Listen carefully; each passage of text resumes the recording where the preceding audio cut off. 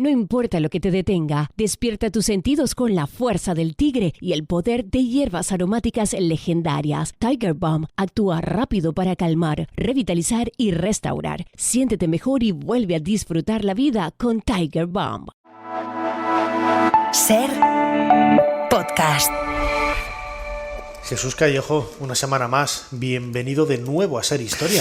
¿Qué tal, Nacho? Pues una semana más, pero ¿qué semana y qué lugar más bonito me has traído? Ni más ni menos que a Ibiza, la isla mágica, bajo los auspicios no solo de fenicios, cartagineses, no solo de romanos, sino de bastantes dioses y diosas que de alguna forma pues han estado protegiendo a esta isla durante milenios. Fíjate, siempre en nuestro programa aquí en Ser Historia tenemos que hablar de Egipto y de León.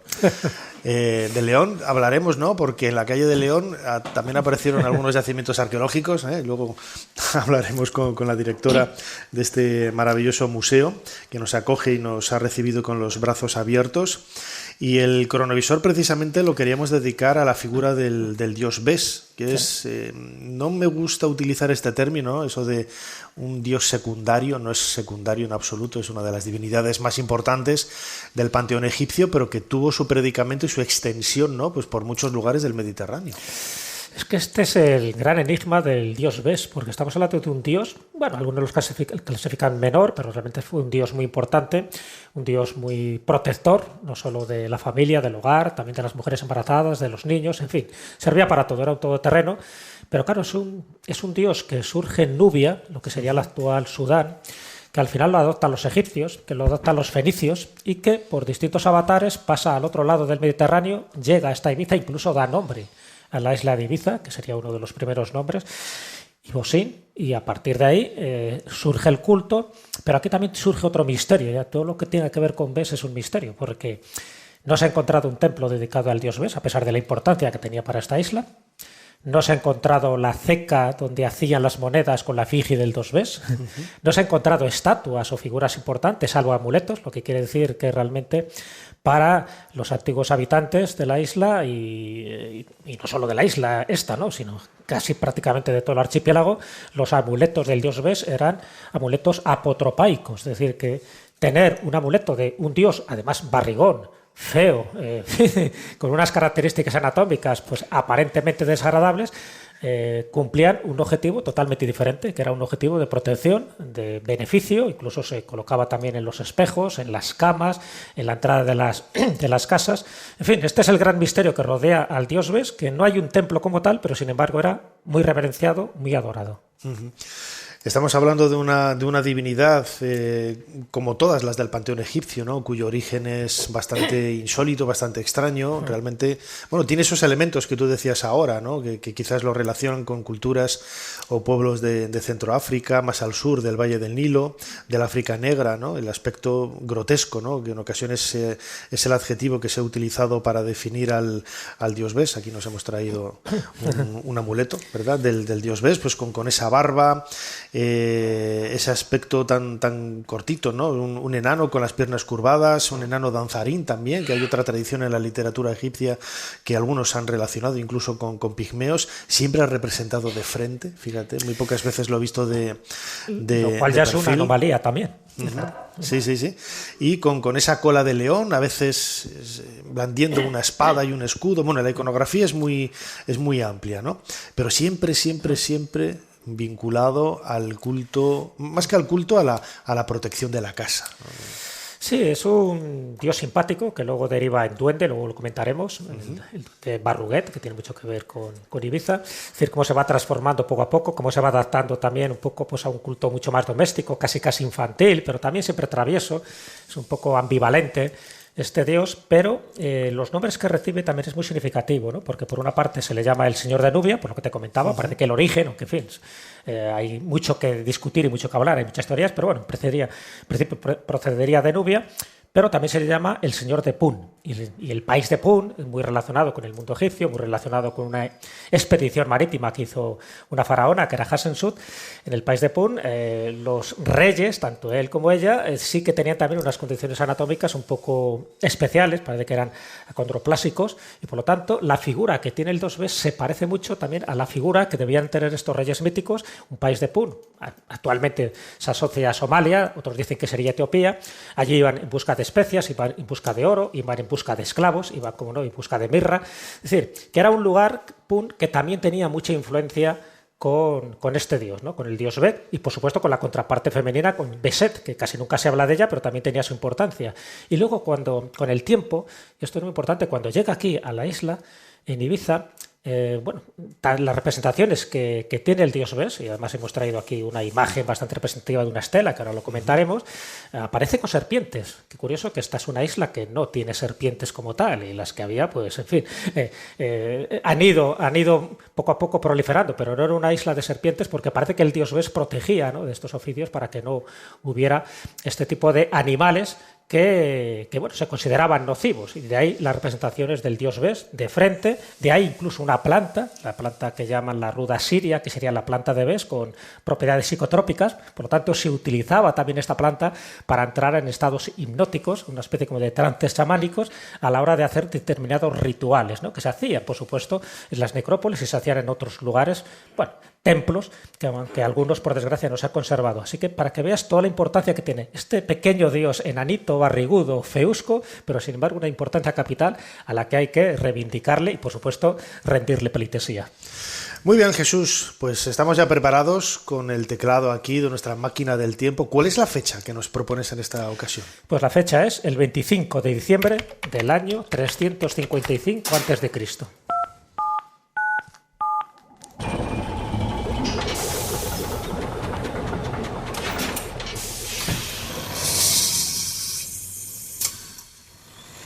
Adelante, pasen. Jesús Callejo les está esperando junto al cronovisor. Jesús, vamos a apartarnos un poco porque allí, aunque esté vestido de época, yo aquí con las gafas voy a llamar un poco la atención, ¿no? Pero fíjate, la estela que estamos, de la que estamos siendo ahora testigos, ¿no?, que están acabando la obra, están casi los últimos toques y el pulido, es la que conocemos como la estela Metternich, ¿no? Una de las estelas que hoy está en el Metropolitan de Nueva York y que el protagonista precisamente ahí es el dios Bes. Exactamente, no se llama Metternich en esa época, está claro, Desde luego. pero eso es lo que se llama un cipo de Horus, porque en el fondo lo que está representando es a Horus, pero Horus como niño, como Harpócrates, y encima, en su cabeza, tiene la figura del dios Bes, es decir, un elemento apotropaico protegiendo a este niño, por supuesto luego con muchísimas inscripciones, porque estos cipos de Horus o estelas de Horus son estelas mágicas, son estelas que servían precisamente para proteger, eran instrumentos para proteger de ataques de animales en principio nocivos, dañinos, que estaban presentes en el Antiguo Egipto. Y allí donde se colocaba una de estas estelas, evidentemente servía para esa función. Es como si tuviera una especie de magnetismo, de radiación, donde procuraba que ningún daño se pudiera hacer, incluido no solo animales, sino también espíritus, mal de ojo, etcétera, etcétera. Entonces esto es muy llamativo porque este tipo de estelas de Horus, estos tipos de Horus, que aquí vemos un poco la representación, donde en sus manos aparece, en la mano derecha aparece un oris, en la mano izquierda aparece un león, también tiene serpientes, distintos tipos de serpientes, pero siempre, por supuesto, arriba los ojos de Horus, otros también elementos de amuletos y amuletos, todo eso son amuletos, y, como no, determinados dioses que le rodean apoyados en serpientes, es decir, la serpiente está muy vinculada a este dios, igual que a otros dioses también del Antiguo Egipto, que luego, ya digo, adoptan los fenicios y que van llevando, como comerciantes que eran, pues a los distintos lugares donde se ubicaban. Entonces, por eso hemos llegado en este momento y además en esta fecha, si te has dado cuenta, el 25 de diciembre, porque Horus... La fecha solar. Es un dios solar. Antonomasia. Claro, es un dios solar y los dioses solares nacen en el solsticio de invierno y, por lo tanto, nace un 25 de diciembre. Por eso también se estableció por el Papa Liberio hace unos cuantos siglos que la fecha de Navidad fuera el 25 de diciembre. No porque hubiera nacido realmente ahí, sino porque es el nacimiento de los dioses solares. Era el nacimiento de Mitra, era el nacimiento de Apolo, era el nacimiento, por supuesto, de Mitra, de Sol Invictus, de Adonis, de Dionisio, de Krishna, en fin, de todos aquellos que tuvieran un significado de redención y de regeneración. Por eso un poco lo que simboliza el solsticio de invierno. A partir de ahí la luz va ganando paso a la oscuridad. Poco a poco los días se van haciendo más largos. Ese simbolismo entre el bien y el mal, el sol y la oscuridad, tiene mucho que ver también con el nacimiento de dioses solares. Así que el dios niño, en este caso Horus, como no, tiene que tener en su cabeza, como si fuera una especie de sombrero, ni más ni menos que al dios Bes, sabiendo todo lo que sabemos del dios Bes, todo lo que significa como protector del hogar, que es un poco lo que hacían los dioses manes en el antiguo la antigua Roma. La antigua Roma. Lo que pasa es que la Roma en este caso sería posterior a todo esto que estamos comentando. En el fondo sería también un trasunto de los dioses manes, de los dioses penates, de los dioses protectores del hogar. Fíjate, estamos hablando de un personaje, antes lo hemos descrito, ¿no? Con ese aspecto grotesco, esa barba representado siempre de frente, sacando la lengua, que no lo hemos comentado, que es otro detalle también en el que, con esa suerte también de melena de león, ¿no? Que le rodea un poco la cabeza, el gorro de plumas, que es también otro de los elementos que lo han intentado vincular, hacer de puente, ¿no? Con otras culturas centroafricanas. Y antes cuando decías, ¿no? De que no han aparecido templos del dios Bes en Ibiza, realmente en Egipto, antes lo comentaba, no me gusta utilizar ese apelativo, ¿no? de dios secundario, que no lo es en absoluto, porque está muy presente, hay amuletos, en Egipto sí que hay grandes estatuas, ¿no? del dios Bes, pero siempre el culto, sobre todo, no es que aparezca en un templo dedicado ex profeso a él, sino que aparece referencias a él en los templos adjuntos a las divinidades que se denominan Mamisi. Eso fue un nombre que dio San Polión a estos templos, en el templo de Horus en Edfu, por ejemplo, está a la entrada a la izquierda, en el templo de Philae igual, son pequeños templos, en Dendera también hay otro Mamisi, en donde se representa el nacimiento de la divinidad que tiene la advocación en ese templo, ¿no? Y suele tener, en época tolemaica, en época ya a partir del siglo IV, III antes de Cristo, una serie de columnas en las cuatro paredes, ¿no? del templo, en donde los capiteles, ahí sí que vemos, ¿no? Una especie de cubos de abacos con la imagen del dios Bes, esta imagen del dios saltarín, ¿no?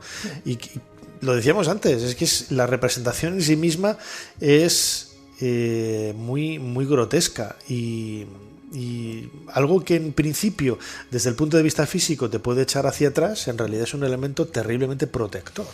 Sí, eso es lo curioso, pero un poco también ocurre como algunos mascarones de proa, ¿no? De los barcos, donde ponen figuras, en fin, bastante temibles, incluso animales mitológicos, porque se piensa que con eso pues también rehuyes un poco pues a otro tipo de bestias inmundas, creas como una especie de escudo protector invisible. Eso también pasa, por ejemplo, en los templos budistas, en los templos sintoístas. En la entrada siempre aparecen dos seres monstruosos, algunas veces con garrotas, en fin, con un tipo de elemento que dices, parece mentira que esto esté en un templo sagrado, pero evidentemente la fealdad y la brutalidad que representan esos elementos ocurre también en la Catedral de Ávila, donde aparecen Gog y Magog, es decir, dos hombres salvajes, cada uno con su cachiporra, lo cual te llama la atención en la entrada de una catedral, pero servía para eso, para diferenciar un poco lo que era la parte sagrada de la parte profana. Y también un poco, cuanto más feo, ocurre lo mismo con las gárgolas, tiene la misma función. Las gárgolas tienen dos funciones básicas, una es para desaguar el agua, ¿no? Cuando llueve, pero la otra también precisamente para proteger el templo, y cuanto más monstruoso y más feo sea la gárgola, muchísimo mejor.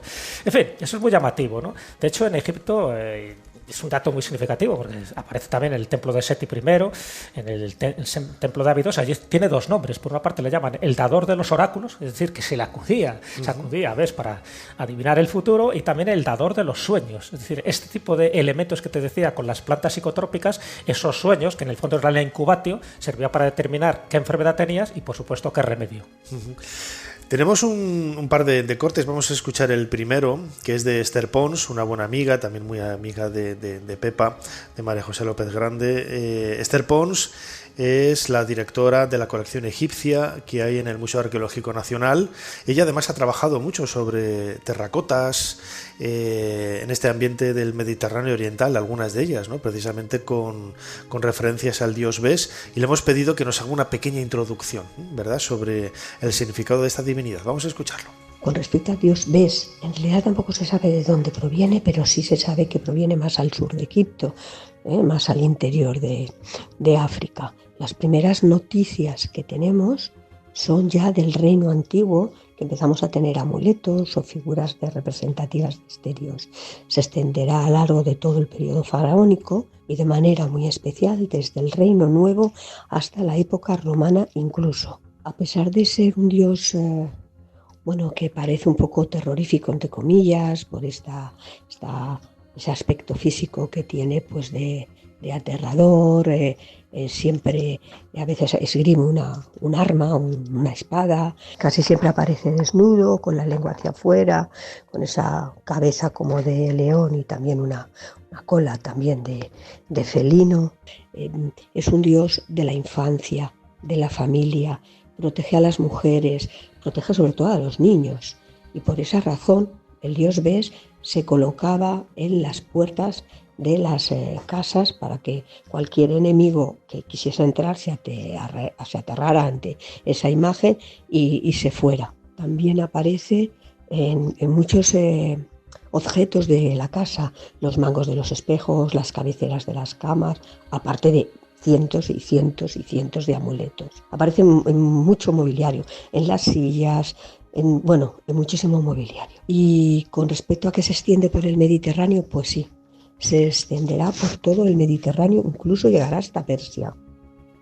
De hecho, la isla de Ibiza se llama así, Ibis, por el dios Bes. Y por supuesto se han encontrado en infinidad de materiales. Los amuletos generalmente son de Fayenza, pero también se han encontrado el dios Bes en cerámica, en metal, en bronce, en fin, los encuentras en muchísimos materiales, metales preciosos también, en oro, por ejemplo, también los encuentras en madera, en hueso, etc. Fíjate, Jesús, parece que escuchábamos de fondo al dios Bes, lo tenía allí Esther, ahí cuando nos ha atendido. Ha mencionado en varias ocasiones el término amuleto. Sí. Es uno de los que tú estás muy familiarizado, ¿no?, por tu investigación durante muchísimos años con estos objetos protectores, y precisamente la mayor presencia que hay del dios Bes lo hemos visto precisamente aquí en este museo, el Museo Arqueológico de Ibiza y Formentera. Es por medio de amuletos protectores, claro. Protectores, porque decía yo que era un dios ambivalente, porque es un dios protector tanto en la muerte como en la vida. Es un dios protector en las necrópolis y en los hogares. Entonces, claro, eso llama la atención porque aparecen los espejos de mano, aparecen los pendientes, aparecen los collares, aparecen las monedas, aparece en los moldes, es decir, aparecen en muchísimos lugares, pero siempre elementos que tienen que ver con la vida cotidiana, pero también con la muerte. Por eso están las necrópolis, por eso está en Puig des Molins. Curiosamente, es un lugar donde este tipo de amuletos, a veces incluso esvotos también de este dios, tiene mucho que ver con lo que te comentaba antes, es decir, cómo se va transformando y se va convirtiendo al final en una especie de duende también doméstico, que sería el Barruguet, y que uno de los lugares donde dice que se le solía ver a este Barruguet era en cisternas, pero también en necrópolis, ¿no? Y sería uno de los sitios donde él hacía sus trapisondas, en fin, sus fechorías, y Mariano Planes, uno de los investigadores, pensaba que era precisamente ese trasunto y que se le podía equiparar sin ningún tipo de problemas con el antiguo dios Bes. Entonces, claro, todo eso es muy llamativo porque es como que no ha dejado de desaparecer. Es decir, no estamos hablando de algo del pasado, sino que también en la mitología del presente, en el folclore, por tanto el folclore, que es la sabiduría del pueblo, tiene mucho que ver con los amuletos, con la protección, él está presente, ¿no? Igual que en su momento, no lo olvidemos, hacía una especie como de pareja, no solo con su contraparte, con Beset, sino también con Tueris. Y yo creo que tú también conoces a esta diosa con cabeza y tronco de hipopótamo, que sería muy bueno un poco que nos ilustraras qué papel pintaba también Tueris con el dios Bes. Entonces, la tradición, yo no sé qué me voy a preguntar. Pero sí, no hay ningún problema. Además, precisamente aquí en el museo lo hemos visto arriba, hay amuletos de Tueris, la diosa hipopótamo, que tiene también ese aspecto de de protección del momento del parto, ¿eh? Que es quizás uno de los más peligrosos en la vida de una mujer cuando da a luz. Hoy, bueno, pues es muy cómodo en los hospitales, hay todo tipo de ayudas y de asistencias, pero en aquella época la mortalidad no solamente del recién nacido, sino también de la madre era enorme, ¿no? Y la figura de Tueris, esta diosa hipopótamo, donde aparece representada de una forma, una mezcla sí, es un hipopótamo que anda erguido, anda de pie, con pechos de mujer, no con pechos, con tetas de hipopótamo, y todo ello ayuda, ¿no?, a ver esos elementos, ¿no?, de protección de la mujer. Fíjate, de la diosa Tueris, que es una diosa con mucho fervor, ¿no?, por medio de amuletos, de dibujos en platos, hay representaciones incluso de constelaciones, ¿no?, de dibujos de estrellas. La tumba de Seti I, ¿no?, aparece ahí, por ejemplo, ahora me viene a la cabeza, pero no hay un templo de la diosa Tueris, ¿no?, de esta diosa hipopótamo, que al mismo tiempo el hipopótamo era el animal, y lo sigue siendo, el animal más peligroso que hay en África. La mayor parte de las muertes que se dan en muchos países africanos precisamente vienen por la muerte de hipopótamos, que es muy mono, muy rico y tal, pero mejor no acercarse a él, porque claro, son varias toneladas y aunque quiera ser cariñoso, pues te puede aplastar, ¿no? Y es como tú decías ahora, ¿no? Siempre nos olvidamos de Beset, esa parte femenina, ¿no? Sí. Que tienen muchas divinidades egipcias. Amón, por ejemplo, tiene Amonet, que es muy difícil, ¿no?, encontrar también representaciones de ella, pero en el caso de Bes, casi más que Beset, está Tueris, ¿no?, con esta divinidad. Si te parece, hablando precisamente de la importancia de los partos y del peligro, ¿no?, que había en este sentido, vamos a escuchar un fragmento de un documental, Dioses y demonios del Antiguo Egipto, en donde precisamente se nos habla de todos estos elementos protectores que había que tener en cuenta a la hora de los partos. 1400 años antes de nuestra era, este pueblo del desierto llamado ahora Deir el Medina era el hogar de los artesanos que construían las tumbas del Valle de los Reyes. El ambiente extremadamente seco del lugar ha permitido que aún hoy podamos hacernos una idea de la vida cotidiana de sus moradores. Una vida mediatizada por las divinidades y los demonios desde la cuna hasta la sepultura e incluso más allá. La mayor amenaza para la vida se presentaba en el momento del nacimiento. En una época en la que moría 1 de cada 3 egipcios recién nacidos, las mujeres embarazadas eran consideradas imanes de los demonios. Dar a luz era un feliz acontecimiento, pero al igual que la creación del mundo estaba rodeado de peligros. El día del parto, la futura madre debía retirarse al exterior o delante de la casa para evitar que los demonios ocuparan la morada. En muchos hogares, los arqueólogos han identificado lo que podría llamarse una caja de partos. Construida para proteger y acoger a la madre y al hijo, estaba decorada con un desfile de divinidades de aspecto feroz. La diosa Tueris tenía el cuerpo de un hipopótamo embarazado, la cola de un cocodrilo y a menudo empuñaba un cuchillo. Los hipopótamos tenían fama de ser unos feroces defensores de sus retoños. El dios Bes era un enano de piernas arqueadas con melena de león y una lengua prominente con la que parecía que intentaba intimidar a sus enemigos. Cuando se acercaba el momento del parto, se utilizaba un objeto hecho con un colmillo de hipopótamo y adornado con figuras de Tueris, de Bes y de otros poderes defensivos para trazar un círculo protector alrededor de la cama y después también alrededor de la cuna del recién nacido. Ayudada por 2 parteras que representaban a la diosa Isis y a su hermana Neftis, la madre se ponía en cuclillas encima de unos escabeles o de unos ladrillos dispuestos especialmente para dar a luz, mientras se recitaban sortilegios para que el parto fuera rápido y seguro.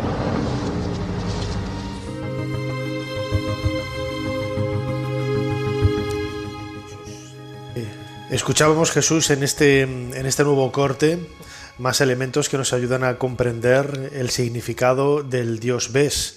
También hay otro, me viene ahora a la cabeza, los famosos, se consideran como una suerte de varitas mágicas, son una especie de, tienen a veces forma de boomerang, son en realidad unos crótalos para hacer ruido con ellas.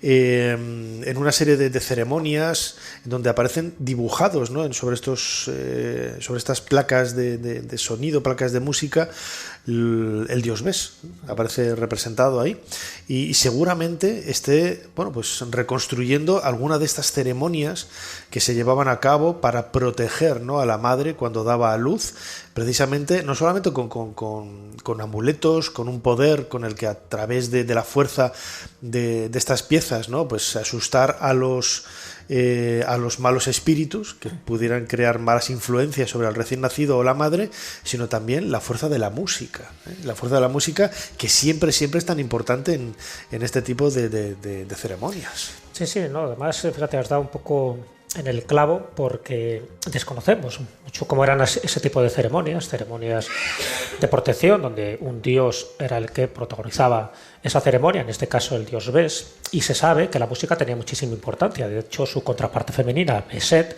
se la representa y se la invoca como diosa de la música y de la danza. Pero es que también en las ceremonias que se hacían al dios Bes como tal, el elemento musical era fundamental, porque la música se sabe que crea estados expandidos de conciencia, y sobre todo eso lo haces en lugares donde reverbera. Además tiene mucho también que ver la iluminación, los mantras, es decir, los cánticos monocordes. Todo eso genera un ambiente mágico, pero también una sensación de expansión de conciencia. Y de hecho al dios Bes se le representa muchas veces con el arpa o con el tambor, y se sabe que el arpa y el tambor era fundamental.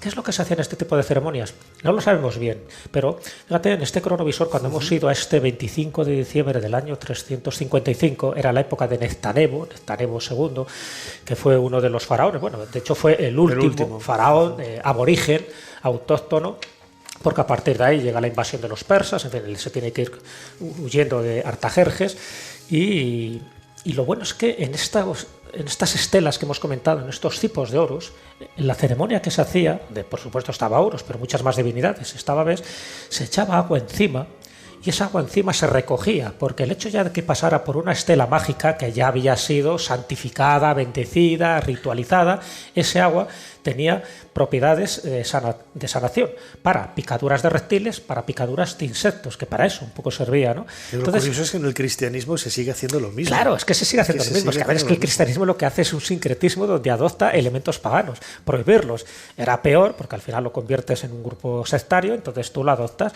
y lo único que vas cambiando determinados rituales, los vas asociando o bien a una virgen, o bien a un santo, o bien a Cristo, en función pues del elemento que se utilice. Puede ser el fuego, puede ser algo vegetal, o puede ser el agua. Normalmente alrededor de estos tres elementos es como se incardinan y se vertebran prácticamente todos los rituales en la noche de San Juan y en cualquier otra noche. Bueno, pues el agua aquí era fundamental, y ese agua luego se utilizaba o bien de manera tópica o bien se ingería, y eso servía para protegerte. ¿Qué ceremonias o qué rituales se hacían aquí en Ibiza? Pues muy posiblemente algo similar, donde tanto Beset como Tueris y como Bes tenían esa función. Primero, defenderte de los reptiles, de las serpientes y de cualquier animal ponzoñoso que hubiera, pero también protegerte. ¿Cómo te protege o cómo te alarga la vida? Pues con el elixir de la eterna juventud, que sería este agua purificada una vez que pasa por la estela o por el amuleto o por el esvoto, donde está representado ni más ni menos que el dios Bes. Podríamos estar horas y horas hablando de la figura del dios Bes, uno de los más cariñosos y más queridos, ¿no?, que hay por muchos visitantes de Egipto, ¿no? Cuando van allí y ven las figuras en las tiendas de recuerdos, en los bazares, esas reproducciones de dioses, pues Bes es uno de los más de los que más ejemplares hay, ¿no?, en las estanterías para llevarse de recuerdo, y yo creo que lo merece, y por esa razón le hemos dedicado este cronovisor aquí desde Ibiza, desde el Museo Arqueológico de Ibiza y Formentera, que nos ha abierto las puertas de una manera absolutamente cariñosa para poder compartir con todos nuestros oyentes nuestra pasión por la historia, no solamente de Ibiza, sino la historia de nuestro pasado. Jesús Callejo, como siempre, crononauta, muchísimas gracias una vez más por habernos ayudado a hacer un poquito más de historia. Muchísimas gracias a ti, Nacho, y al final, ¿ves cómo lo hemos visto? ¿Ves? Lo vemos. Nos vemos la próxima semana, gracias. Hasta entonces. Para no perderte ningún episodio, síguenos en la aplicación o la web de la SER, Podium Podcast o tu plataforma de audio favorita. No importa lo que te detenga, despierta tus sentidos con la fuerza del tigre y el poder de hierbas aromáticas legendarias. Tiger Balm actúa rápido para calmar, revitalizar y restaurar. Siéntete mejor y vuelve a disfrutar la vida con Tiger Balm.